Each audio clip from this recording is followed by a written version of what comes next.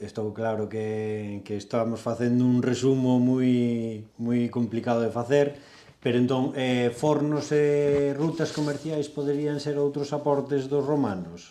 Facilmente, doadamente. Doadamente, xa digo, do Ourol a Viveiro, por a parte de atrás, pois hai unha ruta secundaria, aparte de outras rutas máis que eran principais, non?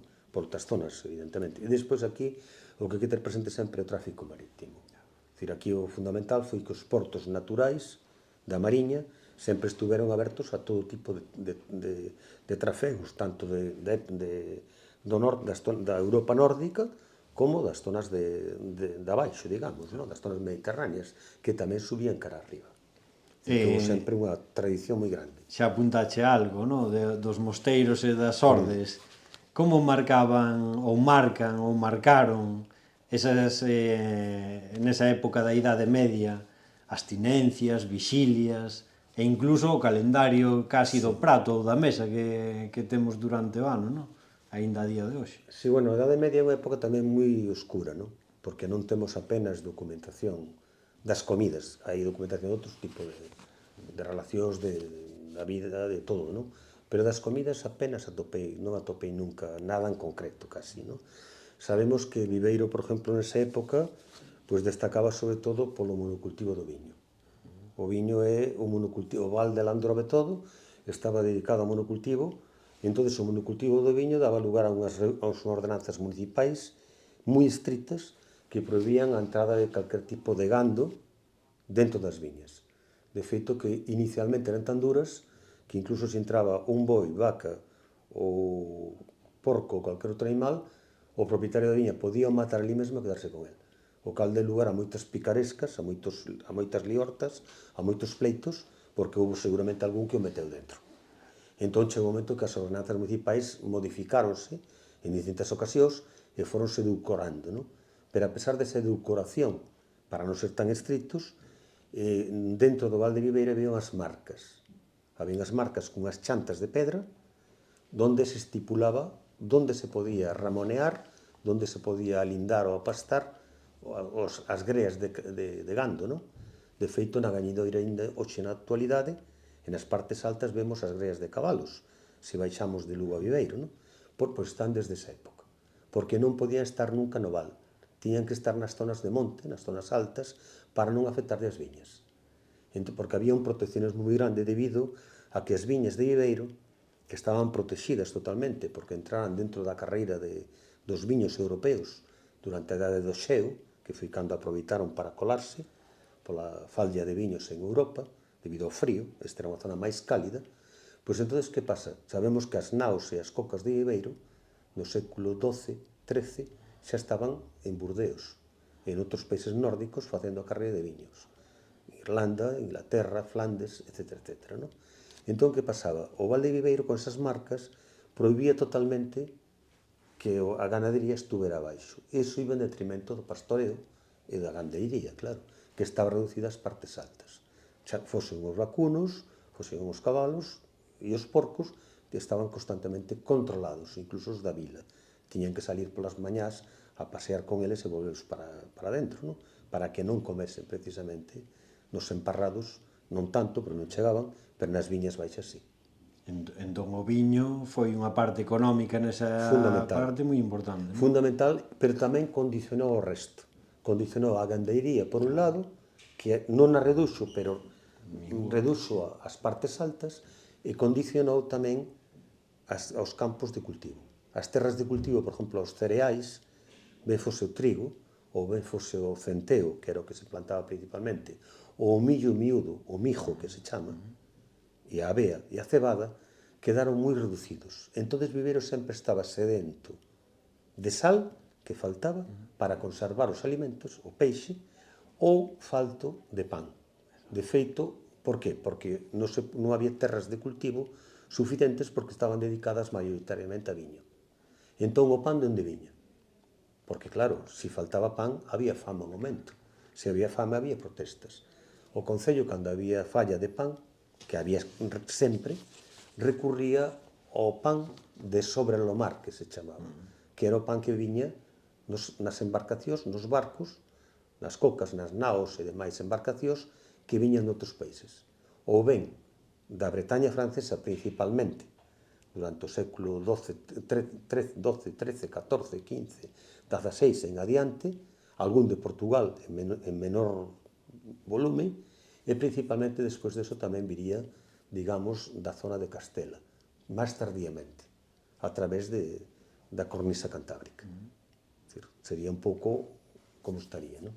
E xa por rematar nesa idade media, os mosteiros e as ordes tuveron moito peso. Tuveron entón, moito non? peso, sí.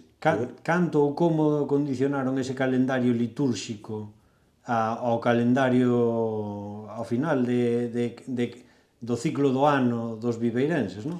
Tuveron moito peso porque, como moi ben decías antes, os axúns, as abstinencias e as vigilias antigamente da Iglesia eran moito máis longas que fai 50 anos ou 60 anos.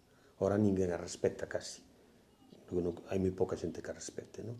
Pero antigamente as vigilias, últimamente, cando eu era neno ou ti, pois respectaban as cuaresmas. E se non tiñas unha bula papal que tiñas que pagar para comer carne durante esos días, a xente que estaba enferma ou por prescripción médica, non?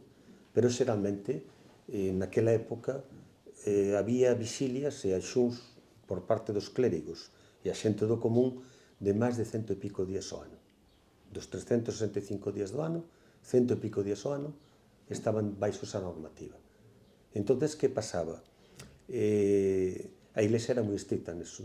Incluso non se podían comer produtos lácteos, nin ovos, ao principio, porque eran derivados da carne. Tú date conta que isto non chegaba. Entón, eso foise moderando pouco a pouco, foise relaxando, pero tardou moitos anos en relaxarse. Entón, que pasaba? A Igrexa, evidentemente, necesitaba o viño por un lado para que? Para as misas e para o consumo diario, para a comida. Porque o viño antigamente, as clases altas, que era que no utilizaba, que no consumía principalmente, era un aporte vitamínico importante, moi importante, nunhas comidas moi pobres en aportes, non? Entón, o alcohol daba forza, realmente, non? Entón, xa digo, que non bebía? Pois as clases máis adiñeiradas, e os burgueses, e a xente que podía, non? Ou que non tiña na casa e non o vendía, que era máis raro, porque incluso o viño servía para pagar as rendas, igual que os cereais. E despois estes produtos todos estaban suxeitos aos dízimos da Iglesia, pagaban un tanto por cento, sempre, non? Entón, eso condicionou moito, evidentemente, a vida diaria, non? Igualmente pasaba ca pesca dos ríos. A pesca no río Landrove, de salmóns, de reos, de sollas e sollos, de sargos tamén que entraban, de todo tipo de pesca que entraba na confluencia de río Ría, porque a ría era navegable hasta o porto de Landrove antigamente. Había moitas aliñazas hasta arriba, ou xenón. Pois daba lugar a que os nobles, a nobleza, se intentou sempre apoderar dos caneiros e dos naseiros do río. E poñían todo tipo de trangallos, de cangallas e demais para pescar no río. A veces legalmente e outras ilegalmente, non? O que deu lugar sempre a gran cantidad de pleitos. E, sobre todo, ao control do Concello que non permitía ou non quería permitir que os nobles se quedaran co río. E que era toda a riqueza da ría que pertenecía a todo o mundo, claro. Cousa que acabou ganando o Concello. De feito, o Concello tiña a potestade ou propiedade do chamado Pozo dos Salmóns, que estaba na Ponte Maior de Ibeiro, que era un pozo que, según entraban os salmóns para desovar antes de subir río arriba, xa estaban moi atentos na temporada de chegada para pescalos ao momento con redes, non? De feito, tiñen a obriga de mandalos algunhas veces a Castela, a Coroa de Castela, os primeiros salmóns que collían. De hecho, outra pista do outro topónimo que é ben conocido, non? O Naseiro. O Naseiro, das nasas. O Naseiro vende. Que vende nasas, do lugar onde se gardan as nasas. Non solamente se collían todo o que dixes, senón tamén se collían as troitas de mar, as troitas de río e outro tipo de peixes, que era moi rico. A parte, os paisanos tamén a veces envelenaban os ríos, botando bilicroques, outro tipo de plantas, para atontar os peixes e collelos máis facilmente, non? E se damos un salto xa ao século XVI e XVIII, non? Onde, digamos que ese gran fito para España e para Galicia foi o descubrimento de América, non? Millo, pataca, café, cacao. Este almirante da Florida chamábase Gonzalo de Castro, era de Tapia de Casariego, e ele era de Mondoñedo, pois volveron aquí. Volveron despois de estar nas colonias americanas, volveron da Florida, establecense a cabalo entre Mondoñedo e a Tapia de Casariego e traen 2 arcos cheos de millo. O millo Cea Mains, que se chama, era a base fundamental dos cerealística das poblacións precolombinas, non? Dos incas, dos mayas, aztecas e demais. E entón, unha vez que chega aquí, empezas a plantar na zona de Mondoñedo, Tapia de Casariego, e vais estendendo por toda a Mariña. Sabemos que o millo, que no primeiro tercio do século XVII, xa está implantado na Mariña. Despois vais implantar polo resto de Galicia, non? Entón foi básico, por qué? Porque axudou a cambiar as dietas.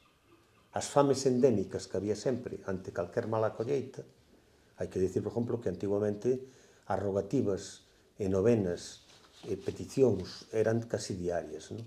De cada tempada na época das colleitas, debido a saraiva, debido ao exceso de choivas ou as sequías, pois era fundamental, non? Entón, facíase peticións constantemente á Igrexa para intentar salvar as colleitas polas fames, non? Entón, que pasou? O millo veio a ser un complemento importantísimo, porque, por un lado, axudou as papas, a comida das papas pasaron a ser non solamente de trigo ou centeo, sino que se facían de millo principalmente, xunto cas sopas que tamén se facían con manteiga. As manteigas tamén eran moi importantes, tamén entraban polo porto de Viveiro.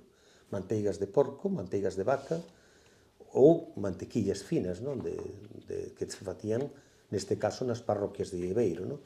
Tamén eran moi importantes para condimentar, xunto cos lardos de cocho, do touciño, xunto coa untaza para o caldo. Claro, un caldo de berzas non sabería nada sin untaza. Incluso había caldos para os nenos e mozos que lle botaban tamén fariña de millo, fariña de trigo, e ao mesmo tempo as untazas, os lardos e os untos, non? Os untos e os touciño, o compango que se chamaba, porque non sempre levaban, os caldos iban ser viúdos. Os caldos antigamente facíanse tamén con castaña, antes da pataca. E ao vir a pataca, ao vir a pataca, xa sementa. empezou a entrar, pero tardou, non foi a primeira. Entón, que pasaba? Ese tipo de lardo era fundamental para darlle sabor, un pouco de sabor á comida, non? E para condimentar. Entón, o que dicía, o millo foi importantísimo na dieta humana e tamén na de animais, porque se lle daba aos animais para comer, o cal deu lugar a unha maior variedade. E o cacao, que é a base do chocolate, tamén entrou, pero entrou máis tarde, porque aparte era un produto de luxo. O cacao, base do chocolate e o café eran produtos, digamos, da nobleza, e sobre todo entraron dos clérigos. Nos almorzos, pola mañán, ou nas merendas dos clérigos, falando e tal, pois era moi importante. Chegaron a ter moita importancia, pero xa a partir do século XVIII e XIX. Que cando teñan as grandes chocolaterías na Mariña, en Viveiro, Ribadeo e demais, non? Pero vai ser a posteriori, non? Antes o chocolate era cousa dos mosteiros, entón, non? Antes o 1800, sí, non? era cousa dos mosteiros e da nobleza, principalmente, non? Era o chocolate de pedra que se facía a mau. Gustaríame escoitar un pouco a túa interpretación sobre, porque sei que tes traballado moito ao respecto, sobre as conserveiras, as ultramarinos e as panaderías. Sei que estou misturando moitas cousas, pero digamos que se o centramos en transformación de alimento, é dicir, que papel houbo aquí en Viveiro dentro desa transformación de alimento, non? Conserveiras en Celeiro houbo? Bueno, había unha tradición grande, vamos, a Viveiro ten unha cousa que hoxe non ten. É curioso, os comerciantes de Viveiro hoxe en día, que a veces están nunha encrucelada en canto a definir como ten que ser o Viveiro dos próximos 20-30 anos, non? E a veces están en problemas grandes, en canto a ver que vai a pasar, non? Cas crisis económicas e demais, non? Por iso é importante. Nesas épocas, Viveiro pasou por distintas crisis económicas fortes, por moitas fames, que a xente morrendo nas rúas, por falta de alimentación e por enfermedades como a peste, como o cólera, como o tifos e outras moitas, non? Pero que pasou? Nas grandes epidemias, sobre todo na gran crisis do ano 1853, que deu lugar á apertura en masa cara a América, cando nos sustituíron os galegos polos negros americanos esclavos debido á entrada do cólera en Cuba, pois curiosamente Viveiro foi capaz, a pesar do pau que lle deu a crisis que deu lugar a parte antes xa se fundiran o sector vitivinícola coa entrada do idium e de mildiu que arruinaron totalmente as viñas e houve que levantalas. Eso sí, a partir de empezou a plantar pan, cereais principalmente. E ao mesmo tempo, despois, que a ruína do sector lenceiro, que tiña moita importancia en Viveiro, porque alimentaba sobre todo a gran cantidad de mulleres solteiras, viúvas e demais, que facían pezas de liño ao fiado que levaban dos almacés, das loxas de Viveiro, dos almacenistas de época, e que vendían e daba lugar a que, sobre todo as bodegueiras que chamaban a que poderan pervivir e vivir. Pois no momento que coincide todo isto nesa gran crise, a salida que houve foi reforzar o sector da salazón. A burguesía de Viveiro atopou no sector da salga a saída natural á crise. E neste sentido que fixeron? Debido aos cambios que houve no mundo do mar, como foi a desaparición da matrícula do mar, o que antes era obligatoria, que nada máis que eran os mariñeiros e os terrestres non podían intervir, ou a desaparición dos gremios, que deu lugar á liberalización do mar. Gracias a eso, a burguesía de Viveiro, que xa tiña práctica, e a da mariña, en intervir dentro do mundo do mar antiguamente, como fora na caso da pesca da balea, vamos, a nivel económico, despois dos biscaínos, pois eses patrianos burgueses van a empezar a montar fábricas de salgazón por toda a costa de Viveiro. O que son as rías do Barqueiro, o Vicedo Viveiro, principalmente, chegando incluso a San Cirao. Entonces, hai unha cantidad impresionante de fábricas de salazón, pasan das 50, 60, montadas con capitais, sociedades comanditarias, que non invirten un só por medo a que fracasen, e esa sardiña prensada co método catalán vai a ser o pan dos pobres dos traballadores de Levante, principalmente. E van salir dende Viveiro por vía marítima primeiro, e despois por ferrocarril cara a Levante. Iso vai ser fundamental xunto cas castañas que aínda siguen tendo moita importancia nestas épocas, porque ainda sabía. Aí estamos falando de que 1850, 60, 70, porque a castaña aínda vai perdendo paso ca entrada da pataca, despois que non falamos dela.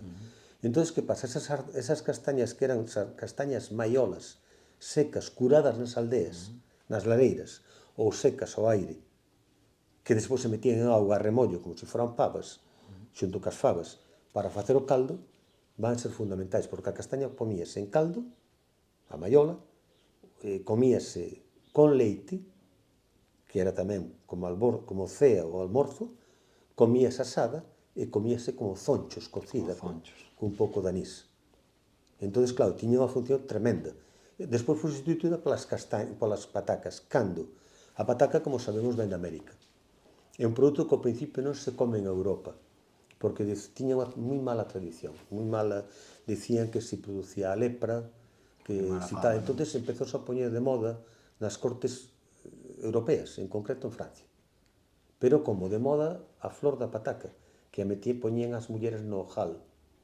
E a partir de aí houve un cociñeiro, dicen, que era Pont de Terre, que precisamente pataca de tierra, foi este Pont de Terre, pois dícese que foi o que puxo de moda poñendo en distintos platos, fritas e demais con aceite, hasta que as puxo cocidas e demais, hasta que foron entrando. Que pasaba? Que a pataca inicialmente americana, que chamaban a batata, ou criadilla de tierra, ou tamén castañolas mariñas, date conta, como sustituído as castañas, aquí pasou a chamar castañola mariña. a pataca. A pataca, castañola das mariñas.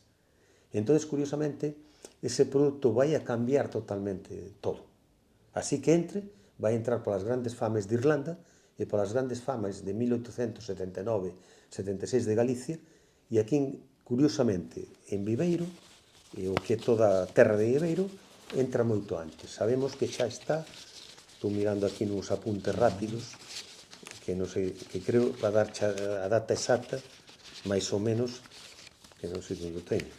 sabemos que xa está a pataca hacia 1730 e pico, xa está introducida aquí en Viveiro. En concreto, creo que foi en 1735. Entrou por Bravos.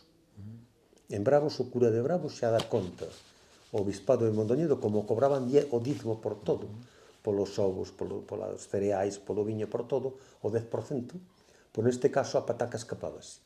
E como xa se plantaba en calquera ribada, en calquer cuneta, e as plantacións eran grandes, e os paisanos xa comían e vendían gran cantidad de patacas, o cura de Bravos escribe ao bispado dicindo, ollo, que isto está pasando, a ver que facemos con isto, que hai que cobrar.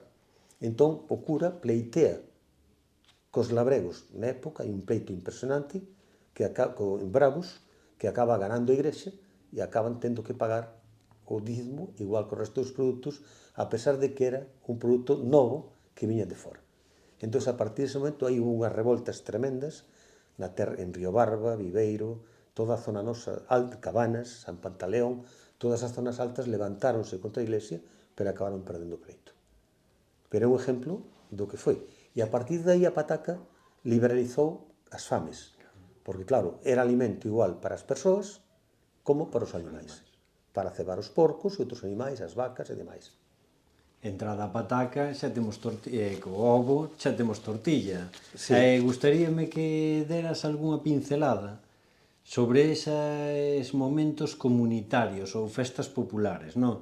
Sei que tes moito traballo documentado arredor do Domingo das Tortillas, tamén tes falado das sardiñadas, pero se pensáramos en rituais comunitarios, tú cales tres dirías que debemos de manter ou conservar ou recuperar? É complicado ahora Sí, mesmo, colle má bote pronto. Vamos a ver. Pero o Domingo das Tortillas é algo propio, non? Sí, pero de entrada, os convites nas casas antigamente non eran moi comuns, a pesar do que podamos pensar, porque eran caros. Na xente do común. Eran comuns, por exemplo, as bodas, era como, por exemplo, o Concello de Viveiro, o día de San Roque, da festa de San Roque, cando facía a procesión pola rúa e facía os actos religiosos, pois invitaba os rexidores a unha comida. Esa comida, sabemos, teño atopado algunha referencia dela, estaba basada toda en carne, chamou a atención moitísimo. Era toda a base de carne. Carne de vacuno, e carne de carneiro, polos, capós e galiña. Date conta, sin variedade casi ninguna. O único que había de variedade, a mellor era carne con moitos adubios e moitos condimentos. De feito, poñía sempre o precio das especias fora. E debían botarlle moito condimento de especias que viñan de fora. E ao mesmo tempo tamén consumía moita froita. A froita en época estival consumíase moito, incluso a barcos que viñan de fora.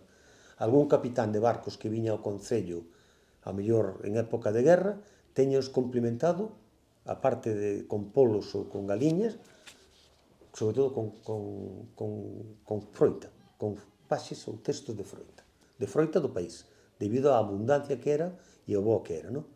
Entón, fora deso, había algunha boda rumbosa, que teñen prohibido en ocasións debido a que eran demasiado rumbosas, había actos sociais, como ben dices, de celebracións religiosas, de mortes, de bautizos, e sobre todo enterros, onde os enterros, por exemplo, a clase alta, pois sempre daba comida aos pobres, a base de caldo, a base de peixe, ou algo de compango no caldo. O compango que era?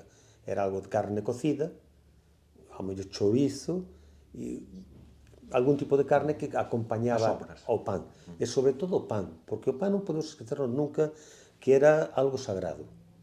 Dar pan a un pobre era o que mellor que se podía dar. De feito, era a esmola máis agradecida, porque era a base, xa sabemos, el pan nuestro de cada día, non? E, ainda que fora duro, ainda había un refrán, non me acordo como era, pan duro antes que figo maduro, non? Pero, quer dicir que o pan era algo fundamental, e era de sempre, incluso era a base da alimentación, porque con el podías acompañalo con calquer cousa. Entón, o que decíamos antes, que perdimos o fío.